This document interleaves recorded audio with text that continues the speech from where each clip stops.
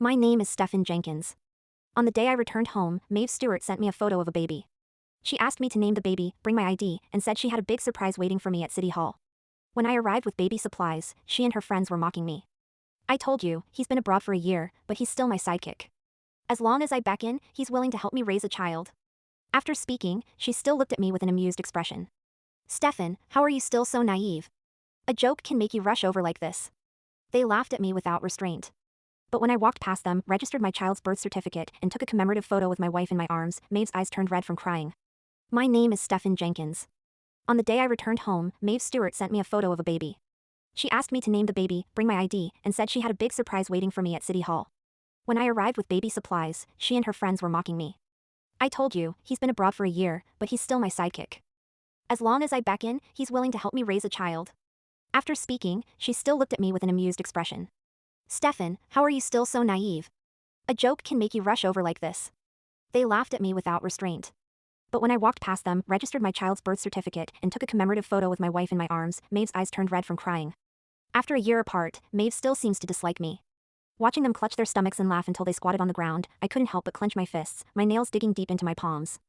Stephen, you're really stupid. Chasing Maeve for so many years, haven't you improved at all? Every time we think you've finally decided to leave, you turn around and cling back again. Wake up, even if you're willing to help Maeve raise her child, she still looks down on you. Sharp taunts pierced my ears, and I trembled all over with anger. Maeve saw me staying silent and pretended to be concerned, pinching her voice as she said, Stephen, do you not like the gift I prepared for you? What should I do? I spent so much time on it. She spoke while pretending to be angry toward her friends. You guys are a bit too much. Stephen just got off the plane and rushed over, how can you bully him like this? After she finished, there was another burst of laughter, with Maeve's voice particularly grating. Just as I turned to leave and end this farce, she suddenly called out to me, pulling out a big dog from behind and handing me the leash. She said, Stephen, I can't take advantage of you for nothing. This is a stray dog Robert picked up, and he just got the dog license. He doesn't have time to take care of it, and since you want to be a dad, let this dog be your son. After she finished speaking, everyone burst into laughter again. Maeve, let me remind you, be careful of someone using dog care as an excuse to pester you every day. Looking at the dog leash in Maeve's hand with Robert Griffin's name and phone number written on it, I froze in place, motionless. If it were the old me, I would have taken the dog leash with a big smile and repeatedly promised to take good care of the dog. But now, I directly shook off her hand and took a few steps back. Sorry, I have a baby at home, not suitable for keeping a dog. The whole room fell silent for a moment, then erupted into even sharper laughter. Stephen, are you still dreaming? Do you really want to be a dad to someone else's kid? We are all well-educated people, how can your mind be so slow? I never thought you were so despicable. She glanced at me with the same familiar disdain and contempt, speaking while patting her skirt, as if afraid I might dirty her white dress. Even though I had imagined countless times what it would be like to reunite with Maeve before returning home, I never thought it would be like today. Before the plane took off, I posted the flight information on Instagram. Then, I got a call from Maeve. She said something had happened and asked me to go straight to City Hall as soon as I landed. I still remember my trembling hands when her call appeared on my phone, and I can't forget my racing heartbeat when her anxious voice reached my ears.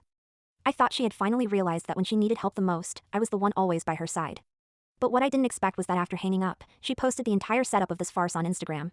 However, she seemed to forget to block me, someone she hadn't contacted for a year, so I ended up knowing their entire script. When the flight attendant reminded me to turn off my phone, tears were already streaming down my face.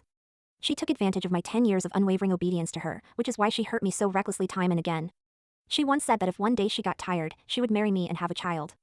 Now she's not tired, but I am.